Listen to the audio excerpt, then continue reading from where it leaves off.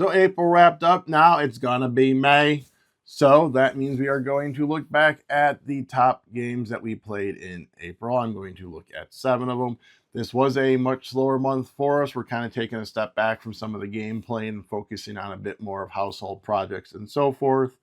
But we still did play quite a few games. I will say this was a month that was a little harder to get to the top 7 because we did enjoy so many of the games that we did play this month. So we will get into that top 7. Just a reminder, at the end of the video, I will have a list of all 14 games that were new to us this month, ranked in that order. Alrighty, so after the break, we are going to get to number 7.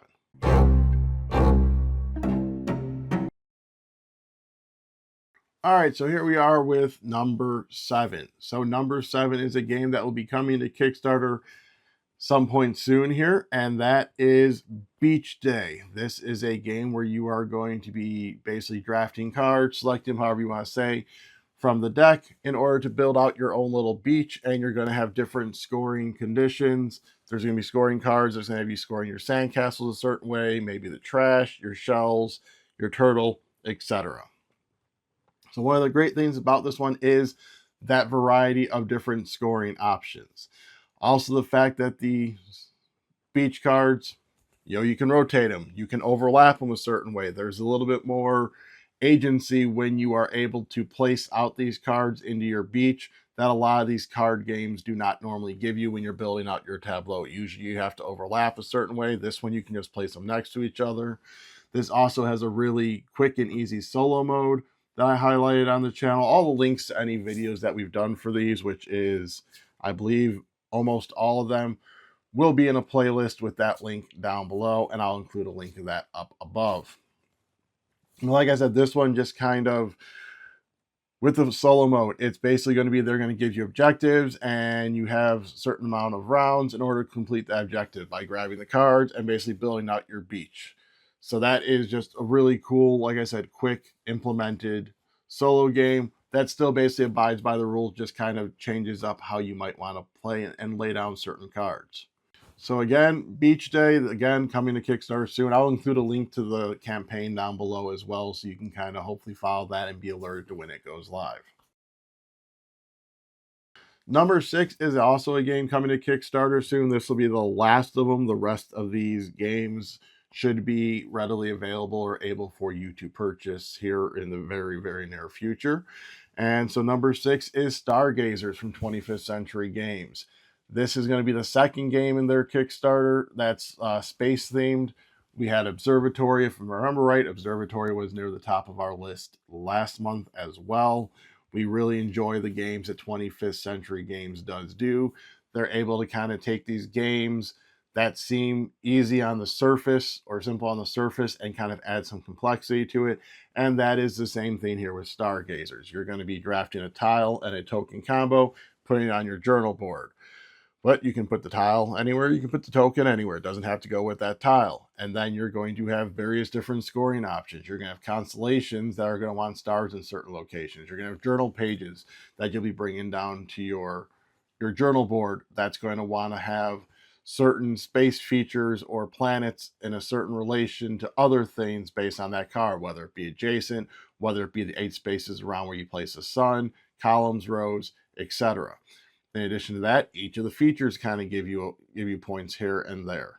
So there is just a lot of different scoring options that you have to think about as you're grabbing these things and placing them on your board and maneuvering tiles around and so forth. They also have the space shuttles that you'll get that you'll put on your journal board. And there's 2 options there that will let you be able to move a tile or move a token. A lot of times, again, in these types of games, you aren't allowed to move stuff once you place it. This one does give you at least an option to move one of them here and one of them there, but at a cost, because the space shells is how you get more of the journal pages to score more points. They also are going to be putting out some acrylic tiles with it that are really nice and look really beautiful with the space artwork on it.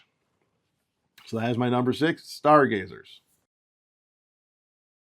Number 5, we have Time Lancers from Party Tales Games. This is a time traveling game where you are going to be moving your figure around the city, trying to collect resources. Then you're going to go back to Time Lancers HQ to go to your time machine and use those resources to either repeat or revise history. If you repeat history, you simply grab the event and put it in your timeline, make sure your timeline is in chronological order. If you revise an event, you are going to instead grab that event, bring it, flip it around, still put in your timeline, still abide by chronological order. However, that event is now going to cause a ripple in time. On your timeline and all of your opponent's timelines, if they have a event that matches that type that is later in history, it rotates. Also, all the tiles on the board that match that type are going to flip as well, making them either better or worse, etc.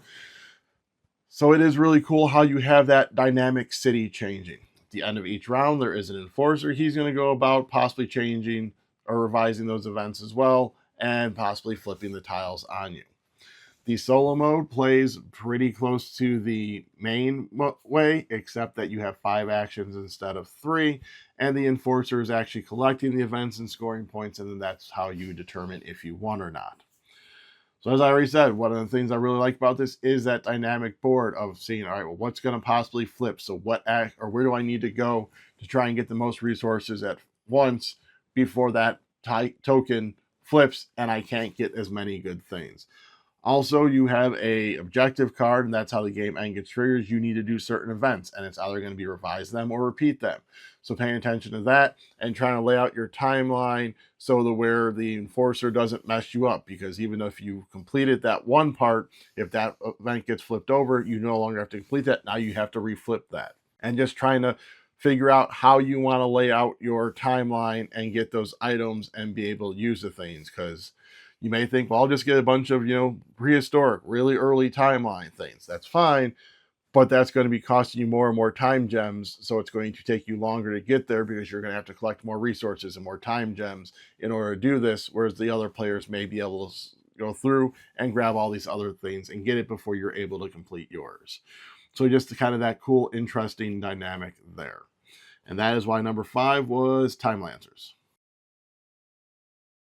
Number 4 is the first game on this list, but not the last, from Capstone Games, and that is Atlantis Exodus.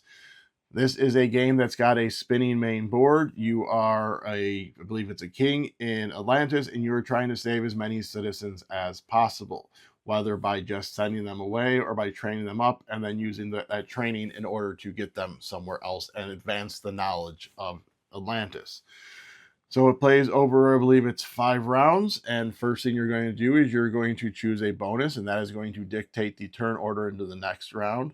And then from there, you're going to place yourself into the center of the board, which is going to get you a couple of citizens, basically. There's workers, scientists, and intellectuals, if I remember correctly. And then you get that, and then everyone goes there, and then you take 2 actions, and then you're going to move up on this board, but only what's available to you. Again, doing that action, doing 2 actions, a third time, blah, blah, blah, rinse and repeat. Then, after everyone's done this to 3 times, you're going to be taking your things back. You're going to be flipping over this tile, and now the center part, or the middle part and the outer part are going to rotate. So if you went the one route, the one time, it will not necessarily be the same route the second time. So now you're going to have to dictate how you do that. There's going to be scorings after rounds 2, 4, and 5 for your little rows where you'll be sending people away. With these people, you're going to first get them, and they're going to be at base level. Then you're going to be spending books to possibly upgrade them and make them different professions, then use those to either get certain cards, or when you have certain buildings that you get down into your city, then you can place them there to get ongoing bonuses, or you might get these pillars that do stuff.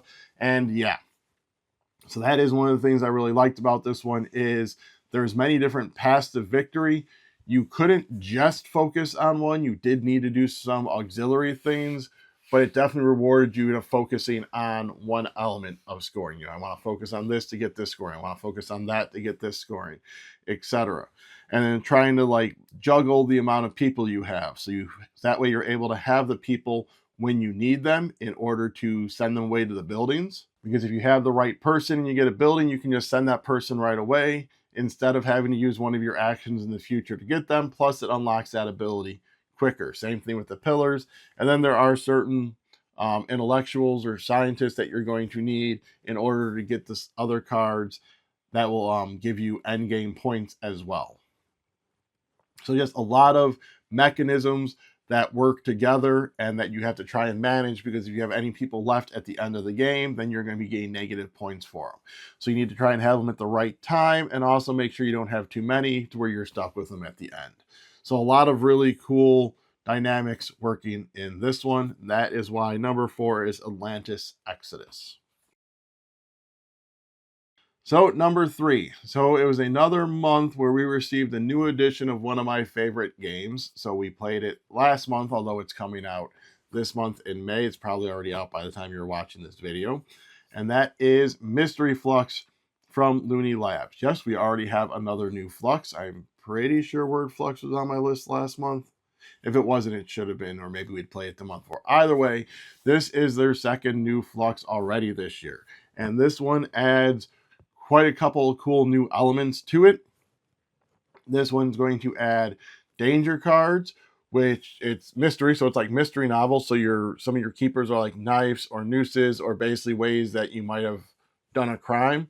And the danger cards is if you play them and someone has that specific item, like say the knife, then that means they've been stabbed and they are eliminated from the game. They discard their hand, they discard all the keepers. Once everyone else has had a turn, they're able to rejoin by drawing 3 cards and just jumping back into the turn order. This one also has Secrets. Secrets is a card in your hand, and you're trying not to have to reveal it, but if you end up having to reveal it, then something bad is going to happen to you as dictated by the card. It's things like being eliminated, possibly discarding your hand, or even discarding half your keepers, etc. So it's just, as I said before with Flux, it's just always cool that they're able to still take this base Flux with the base rules of, draw 1, play 1, adding these next rules, putting a new theme on it, but then also being able to change and dictate certain things with the card elements they add. It's a mystery one, so now you have murder weapons, and you have dangers, and you have these secrets you're trying to keep, etc.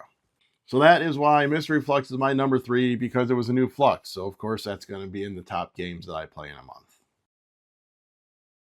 Number 2 is a small card game from Amigo Games. This is 3 Chapters.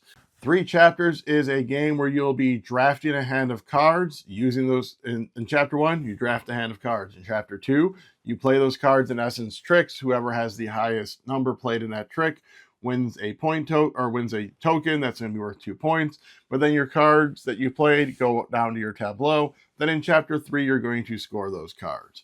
In Chapter 2, you're also going to score those cards based on the condition that they have on them. I kind of consider this a interesting new take on like Fantasy Realms, because Fantasy Realms was like, you want to have this card with this card to score this many points, or this card and this card and this card together to make this many points, or this card is looking for this type of card and you'll get like 5 points for each one of those.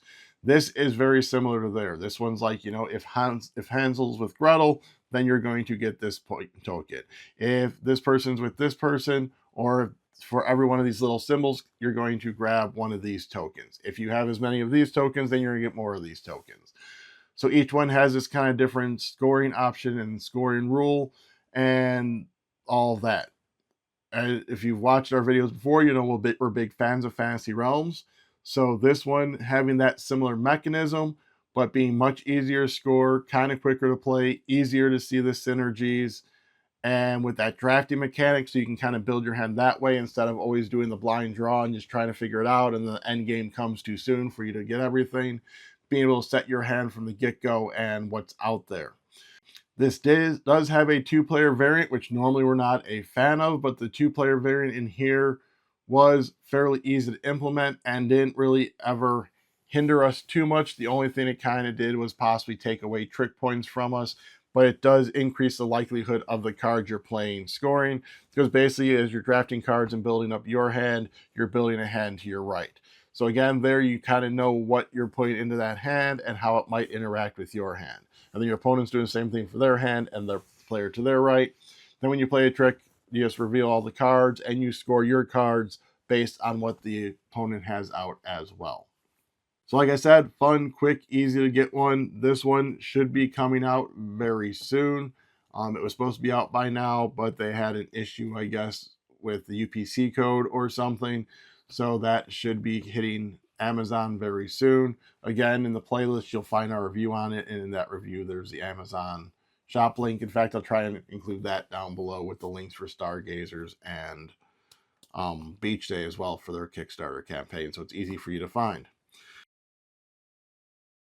And the number one game that was new to us in April, and it is new in general to the US, and that is our second game from Capstone Games, and that is Galileo Galilei. This is an action selection game where you're going to be moving this telescope on your board to choose your actions. Your actions are going to basically be like either observing stuff in space, spotting comets, moving your book, getting dice, increasing dice, etc. Those dice are how you're going to be observing the objects in space. You're going to be manipulating dice. They start at 1. You're going to be adding numbers to them in order to possibly spot the constellations. If you want to spot the major object, you're going to need to combine dice of different colors. And that is one of the things I really like for the user experience on this is if it's an orange die, they put that you need like a yellow and a red up above so you know what colors to combine for purple and green, etc. So what's really cool about this one that really drew me in was that your turn can either go really quick because it might just simply be bam, do this, and you're done. Or by doing one of the actions, you might trigger other actions, which trigger another action and that. So you can set yourself up, and there is ways of comboing action upon action upon action on this one. And then you will have some turns where it's simply like, all right, I increased that die and I spotted a comet. I'm done. Let's go. The one drawback that we had on this game, and I will say at the beginning of the game, it seemed like it was going to be more of a drawback than it was, but I think that's because I focused on it early, got it set up well, and then just let it ride. And that is the Inquisition.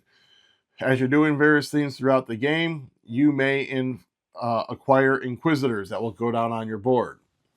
If at any point on your turn you persuade an Inquisitor, basically move them over at least one spot, at the end of your turn, there's going to be an Inquisition. You're going to look to see where each person is on this board. You're going to total up their things of either negative or positive points, and you're going to move your little Inquisition marker over to the left if it's bad, right to the good. If you're all the way to the left, you're going to lose 2 points each time you have an Inquisition and you have to move left, but not like every movement. So if you have 3 movement and you're at the end, you don't get -6, you just get -2.